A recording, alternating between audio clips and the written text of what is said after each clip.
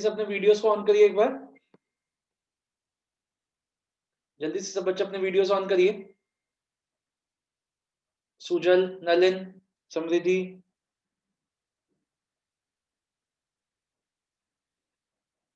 सहज, सिया,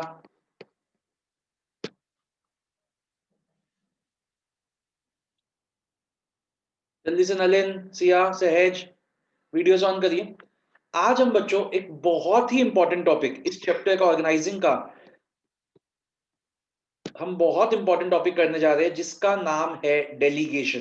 ठीक है, मतलब आप इसको मोस्ट इंपॉर्टेंट मार्क करिए इस चैप्टर में। तो डेलीगेशन का मतलब क्या होता है? सबसे पहले तो हम ये समझते हैं कि डेलीगेशन का मतलब क्या होता है। एक मिनट, कुछ बच्चे आ रहे हैं, आने देते एक मिनट, जल्दी करिए बच्चों।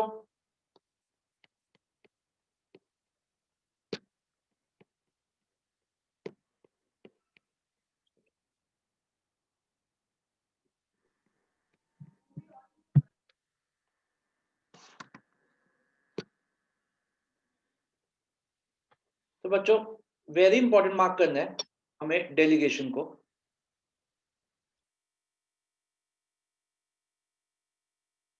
कोई बताएगा आप में से मेरे को डेलीगेशन का मतलब क्या होता है? आप लोग बताओगे जो भी आपको पता है, जिस भी लैंग्वेज में आपको पता है कि डेलीगेशन क्या होता है, बताइए मेरे को।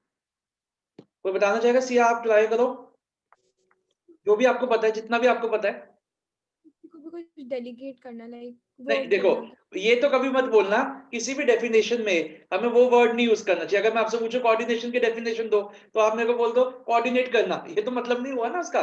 या प्लानिंग की डेफिनेशन में मांगता हूं तो उसका मतलब प्लान करना, ये डेफिनेशन नहीं होती। शिवांगी तो आप बताओ, आप बताओ कुछ आपके हिसाब से क्या होता है डेलीगेशन? सर, जब हम अपनी रिस्पॉन्सिबिलिटीज अपने जूनियर्स को दे जब देते हम हैं, थोड़ा सा तेज बोलो, थोड़ा जब हम अपनी रिस्पॉन्सिबिलिटीज अपने जूनियर्स को दे देते हैं। अपनी रिस्पॉन्सिबिलिटी, अपना कोई काम अपने जूनियर को देते हैं। हाँ। बिल्कुल, अगर हम बिल्कुल बेसिक लैंग्वेज में बात करें तो डेलीगेशन का मतलब क्या होता है?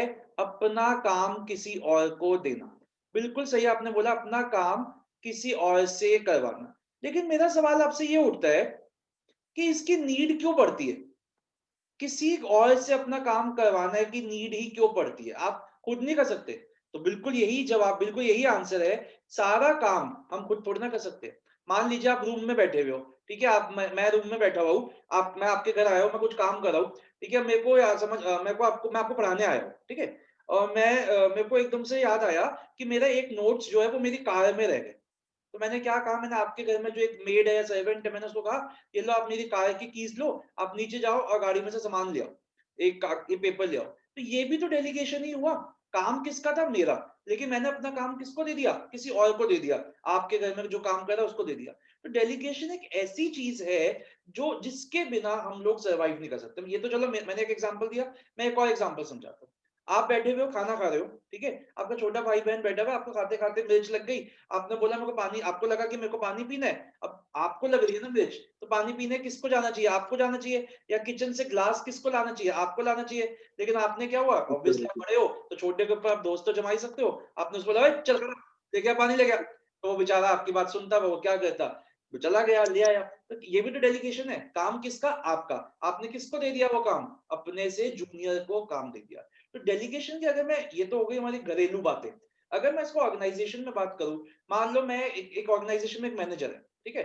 अब मैनेजर को एक काम मिला, उसको वो काम करना है, और उसको ध्यान काम करते करते उसको रियलाइज हुआ कि आज तो उसको किसी के साथ, आपको समझ आ ही रहा होगा, कहीं मिलने भी जाना था, आज तो उसको डेट पे जाना था। तो उसने क्या किया, उसने सोचा कि अगर मैं यहीं बैठा हुआ एक्सेल की शीटें ही बनाता रहूंगा तो बंदी भी जाएगी और मूड भी जाएगा। तो उसने क्या कहा, उसने कहा चलो अब मैं देखता हूँ कि मेरे जो ये सबॉर्डिनेट्स है, इतने मेरे नीचे जो ये काम करते हैं, ये 4-5 लोग, इसमें से देखता हूँ सबसे वेला आदमी कौन है। तो पता चला ये सबसे वेला है। तो इसको उसने बुलाया अपने पास और कहता, जो भी इसको नाम है, लेट अस राम, राम नाम है। तो राम को बुलाया और उसने राम को कहा, या जो भी, कि राम तुझे पता है इतने लोग मेरे नीचे काम करते हैं, लेकिन मेरे को जो काम तू कर सकता है ना वो कोई नहीं कर सकता। मुझे तो कभी कभी ऐसा लगता है कि जहां मैं बैठा हूं वहां मुझे नहीं, तुझे होना चाहिए। लेकिन और मुझे ये भी पता है बहुत जल्दी तू आएगा।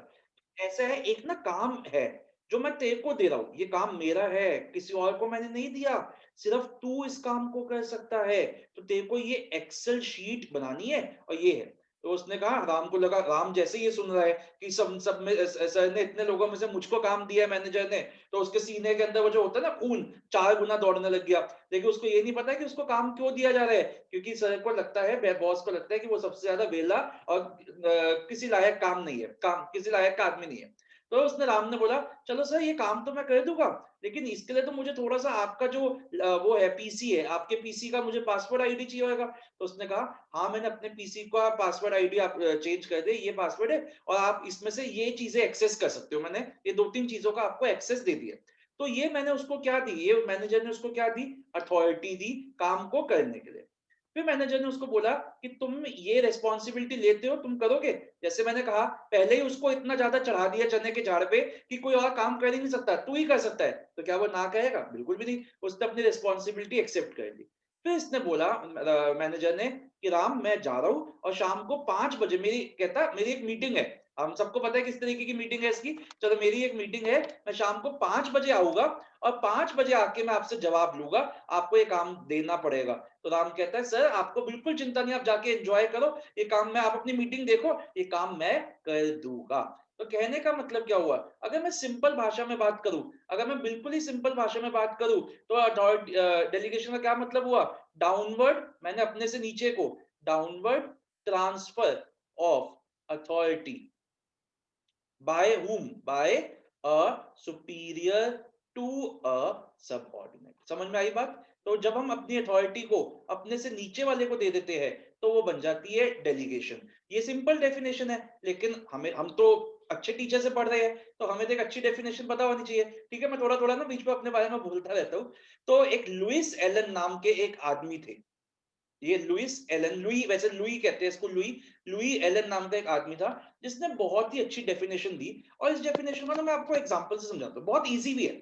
देखो बच्चों, आजकल हमको पता है कि आजकल ये हमारी क्लासेस जो है वो ऑनलाइन हो रही है, और आपको पता है कि नेट आपके घर में भी जाता है, बच्चों के तो बहुत ही जाता है नेट, कि सर नेट चला गया, वीडियो नहीं चला होगा, नेट वीक है। हालांकि ये सब होता नहीं है, आप हम सब टीचर्स को बस पागल समझते हो, तो वीडियो ऑफ करने के बहाने होते हैं आपके सिर्फ, लेकिन चलो कोई नहीं, सर नेट वीक आ रहा है, ये है वो है, होती है प्रॉब्लम, जेन्युइन प्रॉब्लम मान लेते हैं।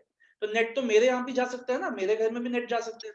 अब एक बात बताओ, अगर मेरे यहाँ नेट चला गया और एकदम से कोई और होस्ट बन जाएगा, आपको पता ही है, और जब आपको पता है कि सर्वर है नहीं, तो कैसी बातें होगी, आप खुद सोच के बताना, कैसी बातें आप लोग करोगे एक दूसरे की, आप तो अच्छी से गंदी गंदी गालियां वालियां शुरू हो जाएगी, ये शुरू हो जाएगा, वो शुरू हो जाएगा, तूने वो वेब सीरीज देखी, तूने ये वेब सीरीज देखी, सब शुरू हो जाएगा कि नहीं हो जाएगा?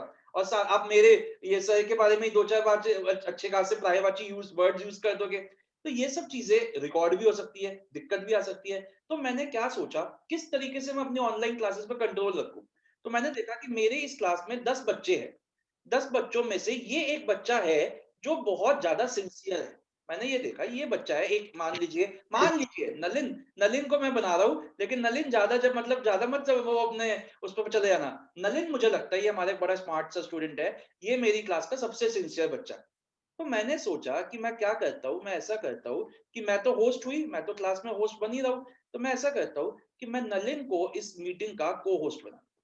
अब क्या होता है, देखो आप देख भी रहे होगे कि बार-बार बच्चे आ रहे हैं, जा रहे हैं, फिर आ रहे हैं, फिर जा रहे हैं, आपको भी दिख ही रहा होगा, सब कुछ पता ही होगा। तो इससे क्या होता है कि मेरा भी तो टेंशन डाइवर्ट हो रही है। मैं पढ़ाने की कोशिश कर रहा हूँ और यहाँ पे he wants to add, he wants to मतलब एंटर द मीटिंग, ये दिक्कत आती है।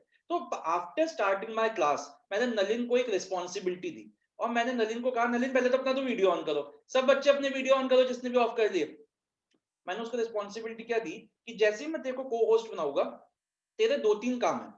पहला तेरा काम क्या है कि तेरे को देखना है कोई पार्टिसिपेंट आ रहा है तो वो वेटिंग रूम में ना हो, उसको एंट्री देनी है, पहला तो ये काम है। दूसरा काम क्या है तेरा, तेरे को ये देखना है कि किसी का वीडियो ऑफ ना हो, अगर किसी का वीडियो ऑफ है तो वो तेरे को ऑन करवाना है। तीसरा काम क्या है, तेरे को ये देखना है कि कौन से बच्चे लीव करे। तो मुझे लगता है कि नलिन ये चीजें संभाल लेगा, he is very much sincere, he is very much capable. तो मैंने उसको बोला, क्या तू ये रिस्पॉन्सिबिलिटी लेता है? कहता हाँ जी सर मैं लेता हूँ। फिर उसने कहा कि सर मुझे आप अथॉरिटी दोगे? मैंने कहा हाँ बिल्कुल, मैं तेरे को को-होस्ट बना दूंगा, ये मैं तेरे को अथॉरिटी दूंगा। तो जैसे ही मैं उसको ये अथॉरिटी दूंगा, वो इस काम को कर पाएगा। फिर मैंने उसको बोला कि नलिन एक चीज का ध्यान रखियो, अगर क्लास के बाद किसी बच्चे ने मुझे ये बोला कि तूने उसको एंट्री नहीं दी, तो फिर मैं तेरे से जवाब मांगूंगा, you will be answerable for this. तो कहता सर बिल्कुल चिंता मत करो, मैं आपका ये काम कर दूंगा। अब एक बात बताओ, अब इस एग्जाम्पल से मैं आपको डेफिनेशन बनाता हूँ। एक बात बताओ, कि इतने बच्चों में से मैं ये काम किसको दूंगा, मैं उसी को दूंगा जिस पर मैं भरोसा करता हूँ। क्योंकि बच्चों अगर मैंने किसी को को होस्ट बना दिया तो चलो यहाँ पे और भी बहुत चीजें हो सकती है, आपको पता ही है, कुछ ऐसी वैसी चीजें भी शेयर हो सकती है जिसका शेयर नहीं होना चाहिए, कुछ ऐसी वैसी, पता चले उसने मुझे ही म्यूट कर दिया, पता चले उसने मेरा ही नाम बदल दिया, राहुल सर के नाम रख दिया कुछ अजीब सा, ये सब चीजें को होस्ट कर सकता है, शायद आपको पता हो। और पता चले उसने ऐसे लोगों को एंट्री दे दी जिनको एंट्री नहीं मिलनी चाहिए थी।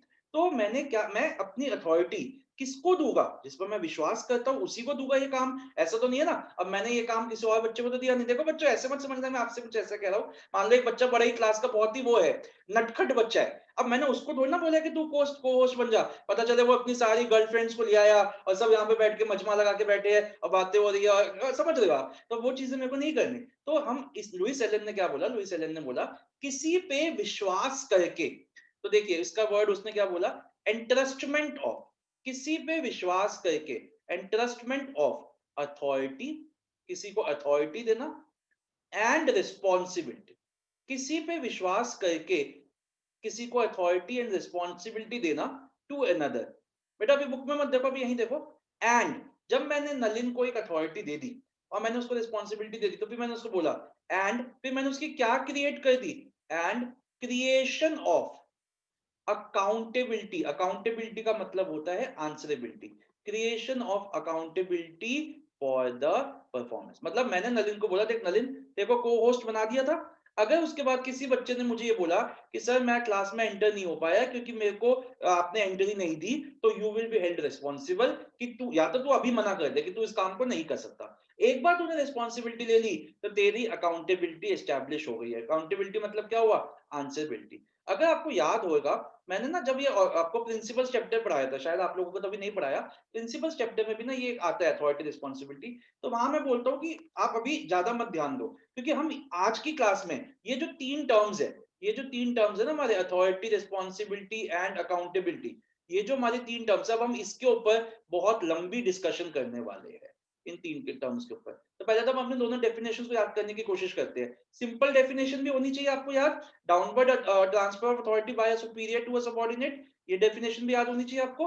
और दूसरी डेफिनेशन जो हमने लुई एलन की लिखी है, entrustment of authority and responsibility to another and creation of accountability for the performance. बच्चों मैं ना आपको ना अब थोड़ा सा टिप्स देता हूँ कि सर आपके मन में क्वेश्चन आ रहेगा कि सर आप दो डेफिनेशन देते हो और आप कहते हो दोनों ही याद करो, तो एक ही चीज की दो डेफिनेशन याद करने का फायदा ही क्या होता है। तो मैं आज आपको थोड़ा सा प्रेजेंटेशन टिप्स भी देता हूँ। मान लो आपके सामने एक डेलीगेशन का क्वेश्चन आया और मुझे लुई एलन की डेफिनेशन बहुत अच्छे से याद है, बहुत ही बढ़िया तरीके से मेरे को लुई एलन की डेफिनेशन याद है। तो अगर मैं आपकी जगह पे होऊंगा ना, तो मैं ऐसे सिंपल ही नहीं लिखा होगा डेलीगेशन की डेफिनेशन, मैं कलाकारी थोड़ी सी क्रिएटिविटी दिखाऊंगा। मैं बनाऊंगा एक बॉक्स, पेपर में मैं एक बॉक्स बना के आऊंगा, ठीक है, उसके अंदर मैं इसकी डेफिनेशन को अकॉर्डिंग टू लुई एलन ऐसे करके, मतलब जितना अगर मेरे को याद है और मेरे को पता है मेरे को बिल्कुल सही याद है, तो मैं उसको बिल्कुल ऐसे कोट करके उस डेफिनेशन को आऊंगा।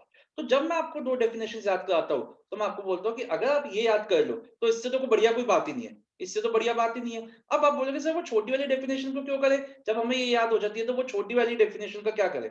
उस डेफिनेशन को आप कहीं पे भी लिख सकते हो। मान लो ये तो आपने एक बार लिख दी ना, अब डेलीगेशन की मान लो आपको कंक्लूजन लिखनी है, मैंने आपको हमेशा बोला है कि 5 और 6 मार्क्स के क्वेश्चन में आपको कंक्लूजन भी लिखनी है, तो वहां पे आप डेलीगेशन की छोटी वाली डेफिनेशन लिख दो, तो आपका आंसर भी अच्छा हो गया, ठीक है ना। तो इसलिए मैं आपको दो याद करवाता हूँ, अगर दो डेफिनेशन है दोनों याद करो। तो इसमें से जो एक छोटी डेफिनेशन है उसको आप कहीं भी लिख सकते हो, जो अच्छी डेफिनेशन है वो आप बिगिनिंग में आप लिख के आओ। ये प्रेजेंटेशन की टिप मैंने आपको दी है। तो आइए बच्चों एक बार लुई एलन की डेफिनेशन याद करते हैं, क्योंकि दूसरी वाली आई होप आपको याद हो ही गई होगी। तो एक बार चलो दूसरी वाली भी देख लेते हैं, downward transfer of authority by superior to a subordinate. ये तो बहुत ही इजी है, downward transfer of authority by superior to subordinate, downward transfer of authority by superior to subordinate, इसमें तो कुछ है ही नहीं। तो अब आइए दूसरी वाली करते हैं, एंट्रस्टमेंट ऑफ अथॉरिटी एंड रिस्पॉन्सिबिलिटी। एंट्रस्टमेंट का मतलब क्या हुआ, किसी पे विश्वास करके, किसी पे विश्वास करके, entrustment of authority and responsibility to another, किसी और पे विश्वास करके उसको काम देना और इस काम के लिए अथॉरिटी देना, पावर देना, काम देना और उसके लिए पावर देना, and creation of accountability for the performance. चलिए बच्चों मैं इसको हाइड कर रहा हूं और अब आप मेरे को आपको मेरे को ये डेफिनेशन सुनानी है 3 बार। तो जल्दी से एक बार फिर से बोलेंगे, पूरी डेफिनेशन बोलेगा, जो नहीं बोलेगा आपको पता ही है फिर उसके साथ क्या क्या हो सकता है। और आज तो थर्सडे साईं बाबा का दिन है बेटा, ध्यान रखना। तो पहले तो आन्या, आन्या है या आद्या है? आद्या अपना वीडियो ऑन करो, संयम अपना वीडियो ऑन करो, और जगनूर अपना वीडियो ऑन करो, और वासुदेव ये जो आपने ब्लैकआउट कर रखा है इसको भी ऑन करो। चलिए जल्दी से। ओके, तो बताइए मेरे को जल्दी से डेफिनेशन बताइए क्या होती है। According to Louis Allen, delegation is Entrustment of authority authority and responsibility to other and and creation of accountability to another, to the and creation for creation accountability. of accountability for the, मजा नहीं आया, बिल्कुल सहज मजा नहीं आया, जो नहीं बोल रहा वो बोर्ड पे फेल है। हो भैया बच के रहना, मैं साईं बाबा का बहुत बड़ा भक्त हूँ, मैं नहीं चाहता ऐसा हो। सॉरी, जल्दी से लास्ट टाइम वार्निंग दे रहा हूँ वरना फिर से बोल दूंगा। जल्दी से बोलेंगे, आना अपना वीडियो ऑन करो। तो according to Louis Allen, delegation is entrustment authority and responsibility to another, and person Creation of creation of accountability for for performance. the performance। समझ में आ गई डेफिनेशन? अब देखिए बच्चों, मैं थोड़ी देर बाद फिर पूछ सकता हूँ, इसलिए तैयार है ना। देखो ये जो 3 बच्चों के वीडियो ऑफ है ना, मैं अभी इनको बाहर निकालता हूँ। अब देखिए बच्चों, हमने 3 वर्ड्स आए हमारे सामने। क्या क्या 3 वर्ड्स आए? Authority, responsibility and accountability. अब हमें ना इसके ऊपर डिस्कशन करनी है। अभी आप बुक में नहीं देखोगे, यहीं देखोगे। इन तीनों के ऊपर शॉर्ट नोट्स आ जाते हैं। शॉर्ट नोट्स लिखने को आ सकता है, प्लस ये आइडेंटिफिकेशन के लिए आ सकता है, केस स्टडी में आ सकता है। एक बहुत बड़ी केस स्टडी दे देगी, फिर पूछा जाएगा which element of delegation is highlighted. तो these are elements of delegation. तो बच्चों इसके ना हमें जैसे अथॉरिटी के 6-7 पॉइंट्स है, तो वो करने हैं। अच्छा एक बात बताओ, आप में से कितने बच्चों ने, मेरे साथ तो नहीं लेकिन अपने स्कूल के स्कूल के पेपर की तैयारी के लिए प्रिंसिपल चैप्टर पढ़ा हुआ है? काफी बच्चों ने पढ़ा हुआ है। तो चलो, अगर आपने प्रिंसिपल पढ़ा हुआ है तो बस ट्राई करो कि अथॉरिटी की डेफिनेशन क्या है, जितनी भी आती है। शिवांगी आप कुछ बोलना चाहोगे? कुछ भी, अथॉरिटी का मतलब क्या है, जो भी आपको आता है बताओ, छोटा मोटा भी। So giving power to giving power to a subordinate, बिल्कुल ठीक बोला आपने। कोई और ट्राई करना चाहेगा? जितनी भी आपको डेफिनेशन आती है, कुछ भी आपको लगता है हमें आती है, बताओ। कोई बताना चाहेगा डेफिनेशन? जगनूर, सिया, समृद्धि, कुछ बताओगे? तो बिल्कुल सही है। चलो मैं, हाँ जी, power to take decisions. Power to take decisions, बहुत ही बढ़िया, बहुत ही अच्छा बोला बेटा। प्रिंसिपल्स की डेफिनेशन जो थी, मैं आपको बताता हूँ कि पहले प्रिंसिपल्स चैप्टर में क्या था और इस चैप्टर में फर्क क्या है। प्रिंसिपल्स चैप्टर में अगर आपको याद हो, एक प्रिंसिपल्स थे फ्यूल के, उसमें हमने 14 प्रिंसिपल्स करने हैं, करेंगे। अब मैं आपको भी करवाऊंगा। उसमें एक प्रिंसिपल्स की डेफिनेशन आती थी कि अथॉरिटी का मतलब क्या है। Authority is what? It is a right of whom? Of a subordinate, of a superior. It is a right of a superior to command his subordinates. अपने से नीचे वाले लोगों के ऊपर दोष जमाना, टू कमांड हिज सबऑर्डिनेट्स। अच्छा एक बात बताओ, मैंने आपको बना तो दिया, मैंने आपको बना दिया, एक मैंने आपको मैनेजर, चलो ऐसा करते हैं, मैं अपना एग्जांपल देता हूँ। मैंने, हम आप सबको पता है हमारे इंस्टीट्यूट में रिसेप्शनिस्ट मैम है, मैंने उसको रिसेप्शनिस्ट बना तो दिया, और मैंने उसको ना ये भी बोल दिया कि मैम आपको सब बच्चों से फीस कलेक्ट करनी है, आपको ये 2-4 काम मैंने उसको दे दिए। और लेकिन मैंने उसको बोल दिया मैम आप कोई डिसीजन खुद नहीं लोगे। हाँ आपके पास ये है, आप रिसेप्शनिस्ट हो, लेकिन आप ये कोई डिसीजन नहीं लोगे, आप ये मेरे से बिना को पीछे पूछे कुछ नहीं करोगे। तो एक बात बताओ, मैंने जो उसको अथॉरिटी दी है, मैंने उसको बोला है कि मैम आपके पास ना फीस कलेक्ट करने की सारी रिस्पॉन्स अथॉरिटी है, लेकिन मैं उन्हें उसको एक और चीज बोल दी, मैम कोई भी डिसीजन मेरे से बिना पूछे नहीं लेना। तो क्या एक्चुअली में उसको कोई अथॉरिटी मिली? क्या मैं बोलूंगा कि she is enjoying some kind of a power? बताओ, अगर मैंने उसको बोल दिया कि सारे डिसीजन मुझसे पूछ के लेने हैं, तो is she enjoying any kind of power? Not at all. तो अथॉरिटी का मतलब सिर्फ पावर देना नहीं होता किसी को। अथॉरिटी का मतलब होता है कि वो बंदा मतलब उस दायरे में रह के डिसीजन भी ले सके। तो अथॉरिटी का मतलब क्या हुआ? It is a right of a superior to command his subordinates and to take decisions. अभी आप यहीं देखना सिर्फ, to take decisions within the scope of his position। Sir आपने लिख दिया कमांड ऑफ जी? सुपीरियर, कमांड सुपीरियर लिख दिया आपने। Sorry, commander subordinate. Thank you. देखो ये सिर्फ, ये मैंने जानबूझ के लिखा है वैसे। I was checking your presence of mind. देखो सिर्फ एक बच्चा देख रहा है अच्छे से, और सब सिर्फ इधर उधर वीडियो ही ऑफ करके बैठे हुए, मेरा भी ऑफ कर रखा होगा। चल, तो क्या मतलब हुआ, एक पर्सन की अथॉरिटी क्या है, जब वो अपने से छोटे लोगों को कमांड दे सके और अपने पोजीशन में रह के, अपने दायरे में रह के वो कोई भी डिसीजन ले सके। अब जो मेरी रिसेप्शनिस्ट मैम है, और सिया तो इस बात को जानती भी होगी, उसको उनको मैंने एक बात बोली थी कि मैम आपको फीस कलेक्ट करनी है। उसने बेचारी ने, उस मतलब मैं उसको भी गलत नहीं कहूंगा, उन्होंने अपने काम को परफॉर्म करते हुए एक स्टूडेंट को, सिया को इतनी बार फोन कर दिया, जबकि सिया की मेरे से बात हो रखी थी। तो कहने का मतलब क्या है कि उसके पास पावर है, मैं उसको नहीं डांट सकता। उसको मैंने ही बोला है कि मैम आपको फीस कलेक्ट करने के लिए बच्चों को जितनी बार फोन करना पड़े वो आप करो। आपको कोई बच्चा अगर कुछ बोलेगा भी तो हम बात करेंगे उससे, आपको कोई दिक्कत नहीं, आप करो। तो लेकिन वो ये डिसीजन नहीं ले सकती कि आज मेरी क्लास होएगी कि नहीं होएगी, क्योंकि उसके लिए शी इज नॉट एंटाइटल्ड। अब उसकी पोजीशन क्या है, मैम की पोजीशन है, जो मैंने रिसेप्शनिस्ट के 2-4 काम उनको दे रखे हैं, वो मेरे बिहाफ पे कोई डिसीजन नहीं ले सकती। तो स्कोप ऑफ इस पोजीशन का मतलब क्या हुआ, जो काम है उसके स्कोप में रह के आप कोई भी डिसीजन ले सकते हो, पहला। दूसरा पॉइंट क्या हो सकता है, एक बात बताओ, अथॉरिटी की नीड ही क्यों पड़ती है? Why is authority needed? कोई बताएगा अथॉरिटी क्यों चाहिए किसी को? क्यों चाहिए किसी को, बताइए। अभी मैंने नलिन को अथॉरिटी दी, तो उसको अथॉरिटी किस लिए चाहिए, मतलब क्यों मांग रहा था कि सर मुझे आप पावर दे दो, मुझे आप को होस्ट बना दो, क्यों चाहिए उसको ये authority? So to get a sense of belonging. Authority के बिना बिल्कुल, कोई काम नहीं कर आप सही सकता। बोल रहे हो बिल्कुल, क्योंकि जो काम मैंने उसको दिया है वो काम उसके बिना हो ही नहीं सकता। जब तक मैं उसको को होस्ट ही नहीं बनाऊंगा, वो किसी और को एंटर ही नहीं कर सकता मीटिंग में। तो to discharge a given responsibility, to discharge a given responsibility, बिल्कुल सही बोला आपने। देखो बच्चों, मैं ये डिस्कशन इसलिए कर रहा हूं कि हमें याद ही नहीं करने पड़ेंगे पॉइंट्स, आपको अपने आप भी समझ में आ जाएंगे।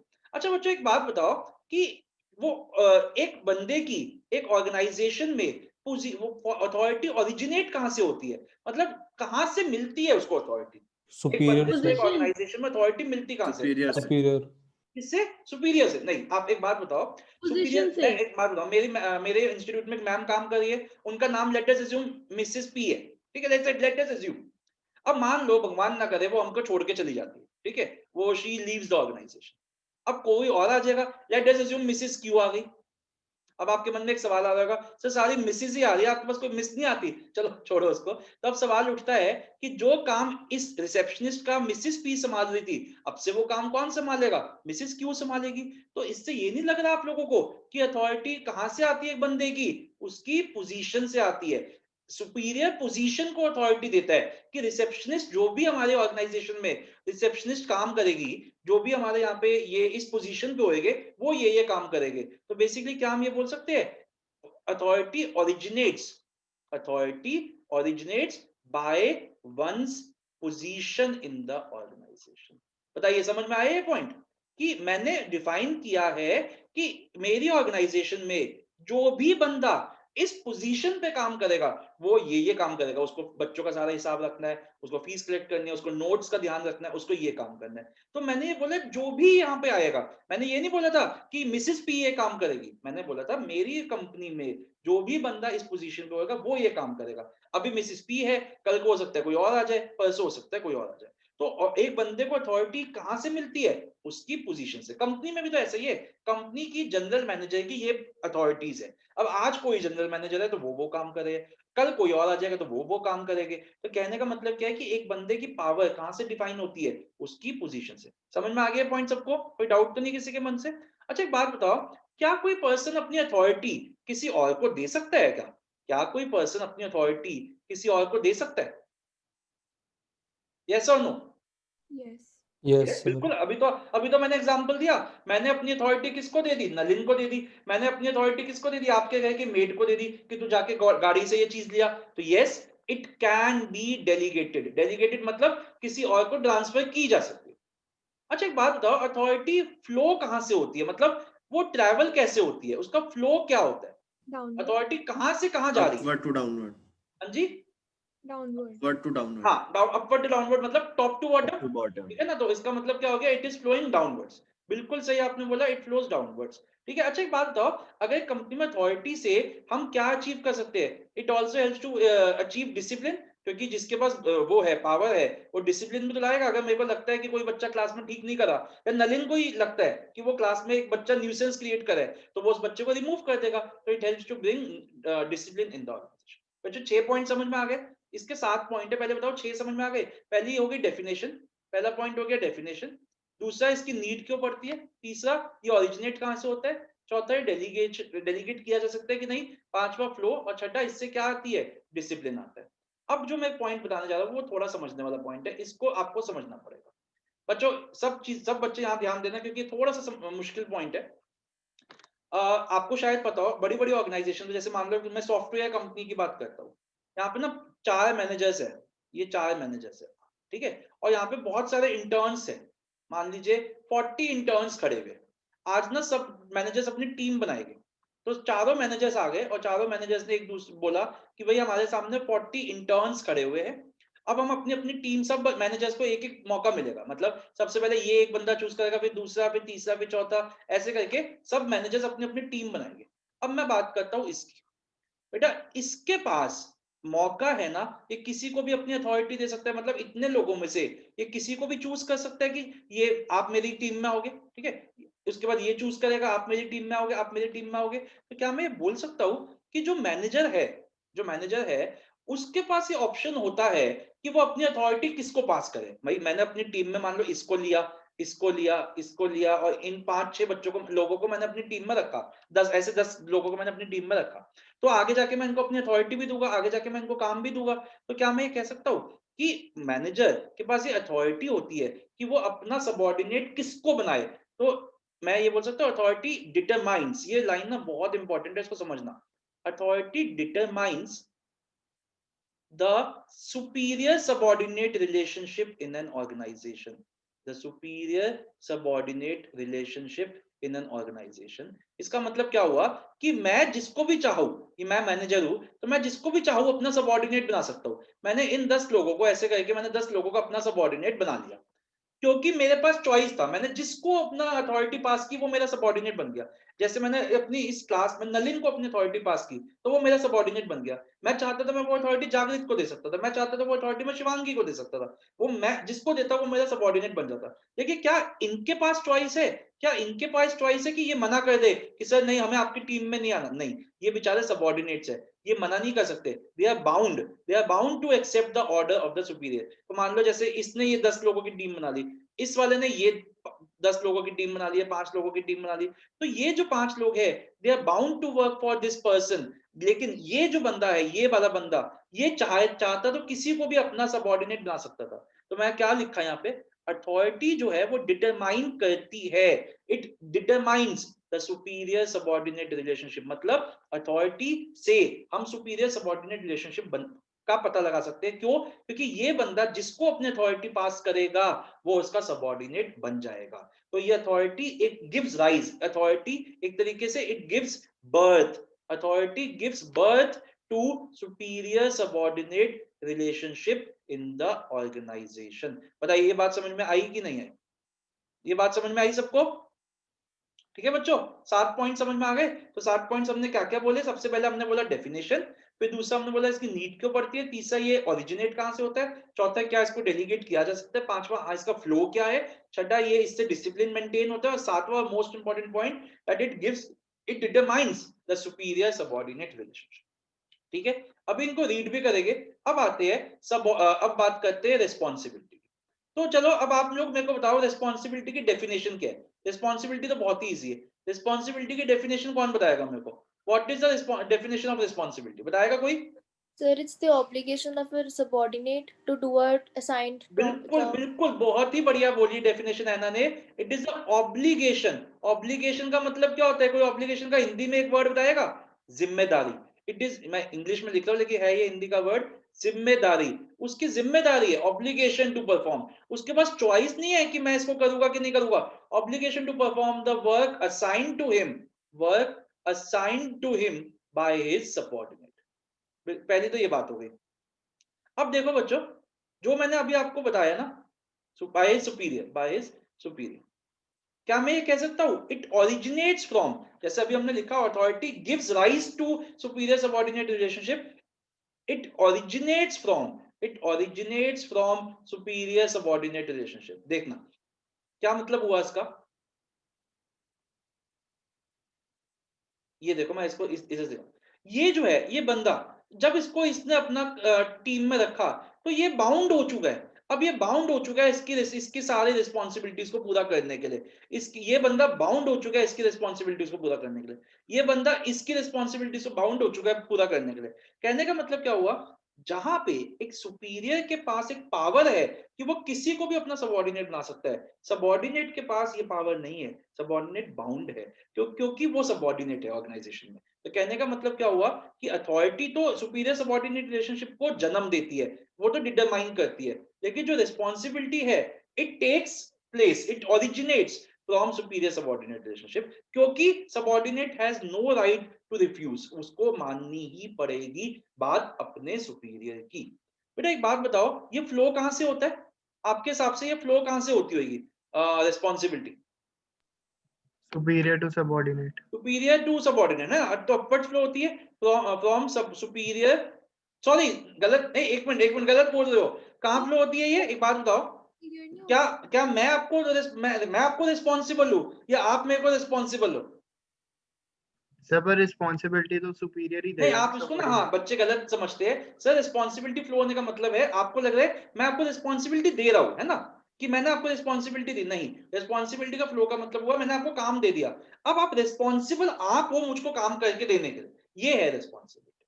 ठीक है, रिस्पॉन्सिबिलिटी मैंने आपको बोली कि जागृत आपको ये 2-4 काम करने हैं, ठीक है, वो रिस्पॉन्सिबिलिटी नहीं है, वो तो मैंने आपको काम दे दिया, आप मेरे को उसकी काम को करके दोगे, दैट इज योर रिस्पॉन्सिबिलिटी। तो it flows from subordinate to a superior. ये ना बहुत बच्चों को कंफ्यूजन होती है, सिर्फ आपको नहीं होती, बच्चों इसको ध्यान रखना, आप इसको इंपॉर्टेंट ही मार्क कर लेना। इसको हम गलत तरीके से ना इंटरप्रेट कर लेते हैं, काम दिया है दैट इज मैंने आपको वर्क दिया, लेकिन आप मुझे उस काम को करके, ये आप पिरामिड है हमारी मैनेजमेंट का, तो आप मुझको काम करके रिस्पॉन्सिबिलिटी अपनी बताओ दिखाओगे, ठीक है। It flows from subordinate to a superior. अच्छा एक बात बताओ, जब हम किसी को रिस्पॉन्सिबिलिटी देते हैं तो उसको वो भी मिलनी चाहिए, वो क्या? सोच के बताओ, जब मैं किसी को Authority. बिल्कुल बिल्कुल सही बोला, ही और she must also be given the authority, लेकिन दोनों के बीच में वो होना चाहिए, वो क्या? बैलेंस। Exactly, balance. बच्चे क्या सोच रहे थे, प्यार मोहब्बत होनी चाहिए, बैलेंस होना चाहिए। क्योंकि एक बात बताओ, एक सीसॉ बनाता हूं मैं, थोड़ी मेरी ड्राइंग ऐसी है लेकिन कोई नहीं, चलो मैं एक अच्छा सा बनाता हूं। एक बात बताओ कि अगर ये मैंने बनाया, अगर जो वो है, ये सीसो है, बचपन में खेले होगे ना, तो अगर मैं अथॉरिटी, अगर रिस्पॉन्सिबिलिटी ज्यादा हो गई और अथॉरिटी कम हो गई तो क्या होएगा? सोच के बताओ, अगर रिस्पॉन्सिबिलिटी ज्यादा हो गई, अथॉरिटी कम हो गई तो क्या होएगा? वो अपनी ड्यूटीज नहीं कर पाएगा। तो तो काम duties कंप्लीट नहीं होगा, नहीं बिल्कुल सही perform बोला, तो वर्क विल नॉट कंप्लीट, बिल्कुल सही। और अगर ये उल्टा हो गया, misuse of authority. बिल्कुल सही, और अगर ये उल्टा हो गया कि अथॉरिटी तो ज्यादा हो गई और रिस्पॉन्सिबिलिटी कम है, तो क्या होएगा? मिसयूज हो जाएगा। यस और नो? इसलिए इन दोनों के बीच में क्या होना चाहिए? हमेशा एक बैलेंस होना चाहिए। बात समझ में आ गई? 6 पॉइंट समझ में आ गए? क्या हो गए 6 पॉइंट इसके? पहला पॉइंट डेफिनेशन, दूसरा ये सुपीरियर सबऑर्डिनेट रिलेशनशिप से जन्म लेता है, तीसरा ये अपवर्ड फ्लो होता है, चौथा इसके साथ हमेशा अथॉरिटी भी होनी चाहिए लेकिन उन दोनों के बीच में बैलेंस होना चाहिए, और छठे पॉइंट में ये दो चीजें। बिल्कुल समझ में आ गया? कोई दिक्कत तो नहीं, कोई मन में कोई वो तो नहीं है, डाउट तो नहीं है? अब आ जाओ तीसरे पे, अकाउंटेबिलिटी। एक बात बताओ, अकाउंटेबिलिटी का एक सिंपल वर्ड बताओगे? अभी लिखा भी था मैंने थोड़ी देर पहले, कौन बताएगा? जिम्मेदारी। बिल्कुल सही। अरे मजा आ रहा है मेरे को आज आपको पढ़ा के। इसका मतलब क्या होता है? आंसरेबिलिटी। तो एक बात बताओ, क्या मैं लिख सकता हूँ डेफिनेशन क्या होगी इसकी? Being answerable for the final outcome. खत्म हो गई definition, being answerable for the final outcome. एक बात बताओ, क्या हम अपनी आंसरेबिलिटी किसी और को दे सकते हैं? भाई मेरे को पढ़ाने को, सुनो ऐसे सुनो, आप लोगों की मम्मी पापा ने मुझे टास्क दिया ना आपको पढ़ाने का, मैं अपना टास्क कुछ टाइम के लिए ट्रांसफर कर सकता हूँ। जैसे मेरा एक एसोसिएट टीचर है, आपको पता भी होगा, एक और सर है जिसको मैंने कुछ क्लासेस के लिए रखा हुआ है कि आप एक्स्ट्रा क्लासेस दो या कुछ भी दो। अगर मैंने उसको ये बोला कि रजत उसका नाम है, रजत आपको एक्स्ट्रा क्लासेस देनी है, लेकिन अगर वो नहीं देता आपको, तो क्या आपकी मम्मी का मेरे पास फोन आएगा पापा का कि सर आपने तो क्लासेस नहीं दी, तो क्या मैं ये बोल सकता हूँ मैंने रजत को बोल दिया था आप उससे बात करो? क्या मैं ये बोल सकता हूँ? नहीं बोल सकता, क्योंकि आपके मम्मी पापा ने ये टास्क मुझे दिया था, मैंने उसको आगे पास किया है। तो इसका मतलब क्या हुआ? It can not be delegated. कोई भी बंदा अपनी आंसरेबिलिटी किसी और को नहीं दे सकता। Are you getting my point? ठीक है। तीसरा, हाँ, ये फ्लो कहां से होती है? ये भी फ्लो होती है अपवर्ड्स, क्योंकि एक सबऑर्डिनेट आंसरेबल होता है to his superior, subordinate to superior. ठीक है जी, इतनी बात समझ में आ गई? अगर मैं अब आपके सामने एक डायग्राम बनाऊं कि ये छोटा सा मैंने एक डायग्राम बनाया, ये है सब सुपीरियर और ये है सबऑर्डिनेट, ठीक है, और मैं यहाँ पे इनके बीच में एक फ्लो दिखाता हूँ। तो मुझको एक बात बताइए कि ये जो ऊपर से नीचे आ रहा है, ये क्या फ्लो हो रहा है? ऊपर से नीचे क्या फ्लो हो रहा है? Authority. Authority and और नीचे से ऊपर क्या जा रहा है? Responsibility. Responsibility. ठीक है। अब बच्चों, मैं आपके सामने डिफरेंस रखूंगा, अभी आपको नोट्स नहीं देखने, ये एक डिफरेंस मैं आपके सामने रख रहा हूँ, 4 ही डिफरेंस है, मैं बेसिस रखूंगा आपके सामने, आप मुझे उनके अंदर का बताओगे। पहला है अथॉरिटी, दूसरा है रिस्पॉन्सिबिलिटी और तीसरा है अकाउंटेबिलिटी। तो मैं यहाँ पे बेसिस लिख रहा हूँ। तो एक बात, पहले तो मीनिंग है, मीनिंग तो हम सबको पता ही है, अथॉरिटी का मतलब भी डेफिनेशन लिख देंगे यहाँ पे तो, ठीक है ना, डेफिनेशन छोड़ दो इसको, आगे चलते हैं। एक बात बताओ, फ्लो, फ्लो कौन सा? अथॉरिटी ऊपर से नीचे, रिस्पॉन्सिबिलिटी नीचे से ऊपर, ये भी नीचे से ऊपर। एक बात बताओ, ओरिजिनेट कहां से होती है? तो मेरे को बताइए, अथॉरिटी ओरिजिनेट कहां से होती है? शिवांगी आप बताओ। पोजीशन। बिल्कुल सही, पोजीशन से। रिस्पॉन्सिबिलिटी कहां से ओरिजिनेट होती है? जितना काम, subordinate relationship. नहीं वो तो ठीक है, लेकिन क्या मैं बोल सकता हूँ, जितना काम दिया है, जितनी अथॉरिटी है, उसी की तो रिस्पॉन्सिबिलिटी है। जितना काम के लिए मैंने आपको अथॉरिटी दी है, उतनी रिस्पॉन्सिबिलिटी है, यस और नो? ठीक है ना। अगर नलिन को मैंने को होस्ट बनाया है, तो वो को होस्ट वाले ही काम करेगा, वो होस्ट वाले काम थोड़ी ना कर सकता है। तो क्या मैं कह सकता हूं कि रिस्पॉन्सिबिलिटी से अथॉरिटी, रिस्पॉन्सिबिलिटी किससे आती है? अथॉरिटी से। एक रिस्पॉन्सिबिलिटी किससे आती है? अथॉरिटी से। हाँ, मतलब वो पॉइंट वहां ठीक है, यहाँ पे डिफरेंस में लिख रहे हैं। और अकाउंट, जवाब कितने काम का दोगे? जितने की जितने की रिस्पॉन्सिबिलिटी ली है। बहुत ही बढ़िया। ठीक है। एंड लास्टली, हाँ, एक बात बताइए, डेलीगेशन, डेलीगेशन क्या क्या हो सकती है? जो अथॉरिटी है वो तो हम अपने दे ही सकते हैं किसी को, रिस्पॉन्सिबिलिटी भी दे सकते हैं, लेकिन सारी नहीं दे सकते, कुछ हद तक दे सकते हैं। तो नॉट कंप्लीटली, नॉट कंप्लीटली, कुछ दे सकते हैं। और अथॉरिटी, अकाउंटेबिलिटी तो हम बिल्कुल भी नहीं दे सकते किसी को, नॉट एट ऑल। समझ में आ गया डिफरेंस? अब देखिए बच्चों, इसके हमने छोटे से एक स्लैंग बना रखा है। आपको मेरे को देख के लगता है, अच्छा एक बात बताओ, मेरे को देख के आपको कौन से उसकी याद आती है? मेरे को देख के आपको कौन से उसकी याद आती है? बेकरी आइटम की। मतलब थोड़ा बहुत क्या है, थोड़ा बहुत, ऐसा नहीं बहुत ज्यादा, वैसे थोड़ा बहुत। आपको ऐसा नहीं लगता कि मैं एक डोनट जैसा हूं, लेकिन मैं बीच से भी भरा हुआ हूं, ठीक है ना? तो इसका एग्जांपल, इसका मैंने स्लैंग क्या बनाया है? Fun at MOD, mad over donuts. तो देखिए, F से फ्लो, M से मीनिंग, O से ओरिजिन और D से डेलीगेशन। पूरा मैं पूरा सेंटर फील्ड डोनट हूं, ठीक है? तो जल्दी से याद करिए, fun at MOD, mad over donuts. याद हो गया? जल्दी से एक बार बेसिस याद करिए, फिर हम इतना रीड करते हैं, फिर आगे चलेंगे।